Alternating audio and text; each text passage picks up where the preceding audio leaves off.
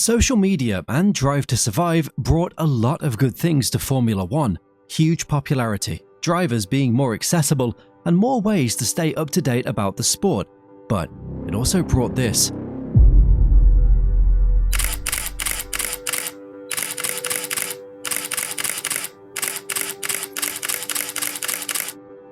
Negativity, hate, and fake news are also part of the sport now.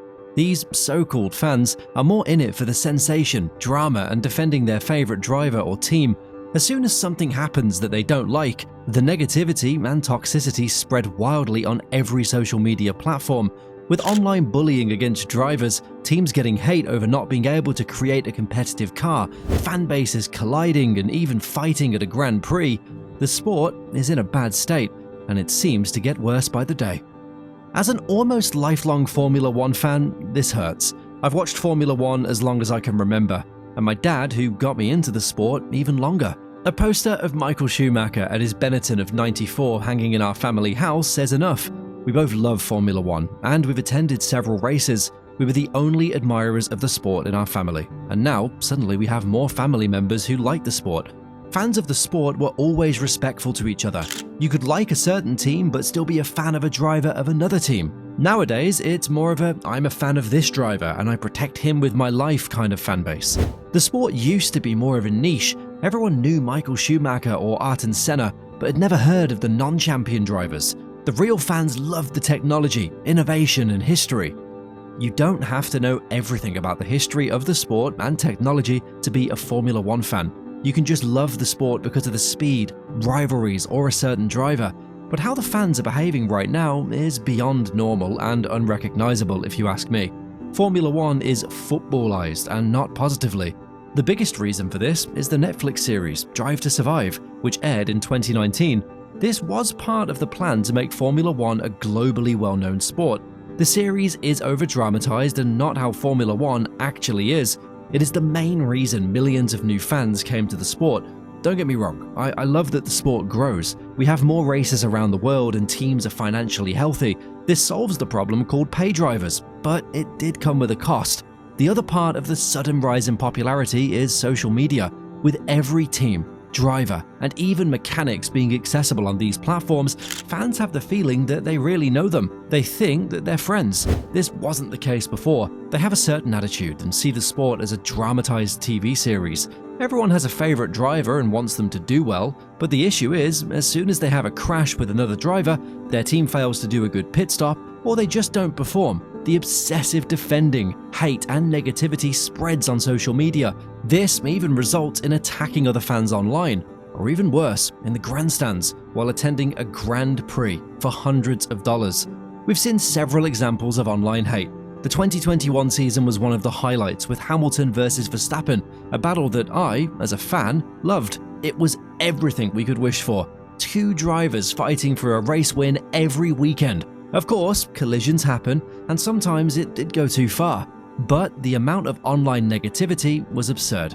Recently, Esteban Ocon collided with Gasly and received heaps of abusive and negative messages, which led to him making a statement about it. He was shocked. Yeah, Ocon might not be the most likable character, but does he really deserve this? I don't think so. He's a racing driver, a hard one, but he doesn't want to harm his teammate purposely. Then we have the reason I made this video. Lando Norris, is he brave immediately again? This time Verstappen covers it off, took him off the road. What a late lunge it was, but this time it's the outside line. Oh, they made contact. He's got a puncture. He's damaged his front wing. The leading contenders for the World Championship. Austria 2024. The collision between Max Verstappen and Lando Norris, a simple racing incident that led to so much online hate and abuse. Somehow, everyone that didn't like Verstappen in 2021 came back. Before we go on with the video and my further explanation of why social media is killing Formula One, I want to ask you for your help. I'm trying to reach 1,000 subs by the end of the year, so I'd really appreciate it if you'd subscribe and help me out. Okay, let's go further. Let me first state the obvious. Verstappen was the main reason for the crash, with moving under braking. But he wasn't the only one to blame. Norris could have used more track. He looked quite desperate with all his dive bombs, and the steward needed to hand him the penalty quicker. So, Max was the one to blame. Fair enough, right? Not if you look at social media. A small incident like this never would be overblown back in the 2000s. Max Verstappen will never change. He just drives you off the track. It's Max Verstappen or nobody, are a few things I've read. I even saw fans reminding Max of his 3 championships, and he could have let Norris past him. After the Austrian Grand Prix, Andrea Stella said that Verstappen wasn't punished enough in 2021. That's why he behaves like that. But it was the same Andrea Stella that worked with Michael Schumacher, a driver that had a lot of dirty tricks and accidents, far worse than Verstappen. But the worst thing that happened after this incident? McLaren fueling the hate and abuse towards Verstappen by tweeting the Sky Sports analysis. An official team account acting like the current generation of Formula One fans is just not right. How can any serious team involve themselves in something that is just a racing incident? Why would you even do that? It'll translate into negativity and hate towards you and your drivers. Is that what you really want? I've seen people wishing McLaren to be a backmarker again because of this. Formula One fans on social media are no fun. You can choose to not follow anything and just watch the races, but as a real fan, I want to follow everything that is happening. However, it's just a toxic environment, and I don't think it is for the better. Fans just seem to really think they're friends of the drivers and protect them at all costs. That's just not how it works.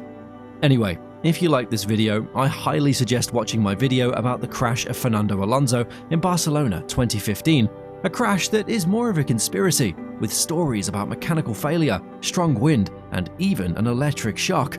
I try to find the truth in that video. If this is nothing for you, you can also watch my video with the 5 greatest moments in Monaco Grand Prix history. I assure you, it's more entertaining than the last Monaco Grand Prix. I'll see you there. And, as always, don't forget to like and subscribe.